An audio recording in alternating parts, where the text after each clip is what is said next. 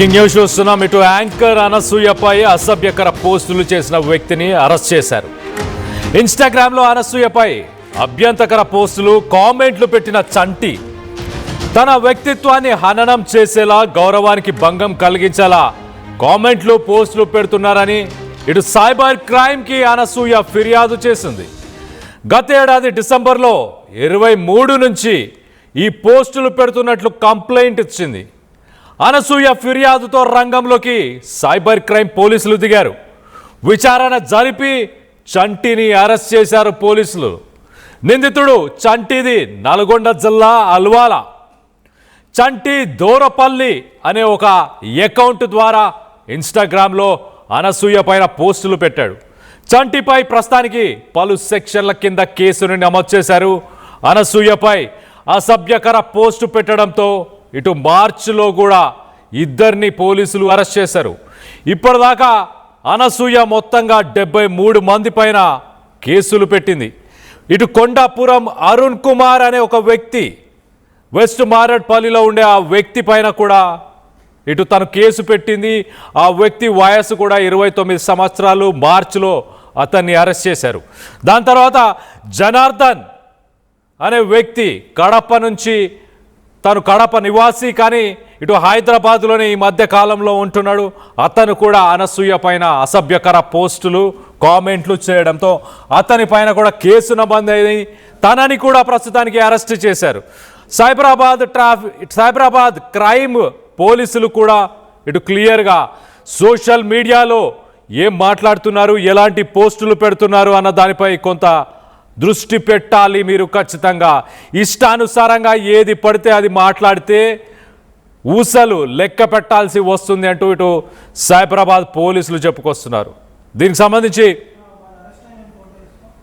సంబంధించి ఒక్కసారి సైబరాబాద్ క్రైమ్ పోలీసులు ఒక పోస్టును కూడా పెట్టారు. ఆ పోస్టును కూడా మీకు ఒక్కసారి చదువు వినిపించే ప్రయత్నం చేస్తాను. డీటెయిల్గా మాట్లాడుకుందాం. Crack down on cyber bullying. Cyberabad police Durapalli Chanti 30 సంవత్సరాలు తన social media handle social media handle అంటూ డీటెయిల్స్ పెట్టారు.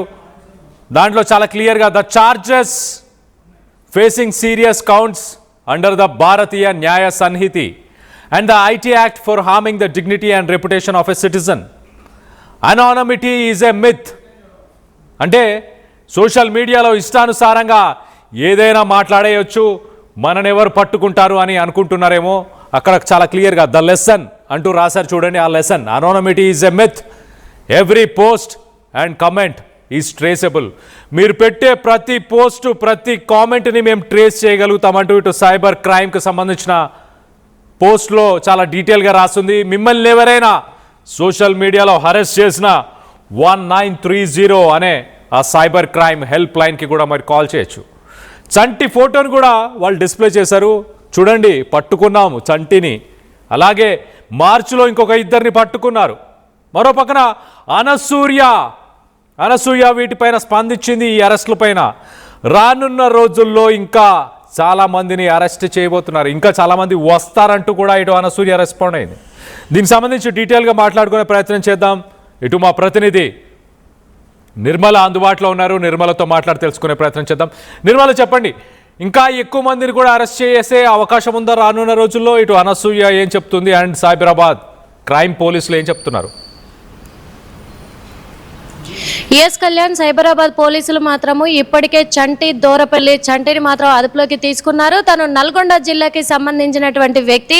తన సోషల్ మీడియా అకౌంట్ ద్వారా కూడా గతంలో చూసాము మనము అనసూయ మాట్లాడిన వ్యాఖ్యల పైన, తను దుస్తుల పైన చేసినటువంటి మాటలను దృష్టిలో పెట్టుకొని కొన్ని తను అనసూయ కూడా సోషల్ మీడియాలో పోస్ట్ చేసినటువంటి తన ఫొటోస్, అంటే బిక్నీలో ఉన్నటువంటి ఫొటోస్ కావచ్చు, ఇవన్నీ కూడా, అలాగే తను వేసిన డాన్స్ను కూడా దృష్టిలోకి తీసుకొని ఇవన్నిటిని పట్ల కూడా కొంతమంది అనసూయ మీద చాలా అంటే చాలా తన వ్యక్తిగతంగా కూడా తనకు భంగం కలిగించేలా పోస్టులు పెట్టడం, కామెంట్లు పెట్టడం చేయడం పట్ల కూడా అనసూయ స్పందించి వెంటనే సైబర్ క్రైమ్ పోలీసులను ఆశ్రయించడం కూడా జరిగింది. మీడియాలో కూడా అప్పుడు చాలా హాట్ టాపిక్గా మారిందని అనుకోవచ్చు.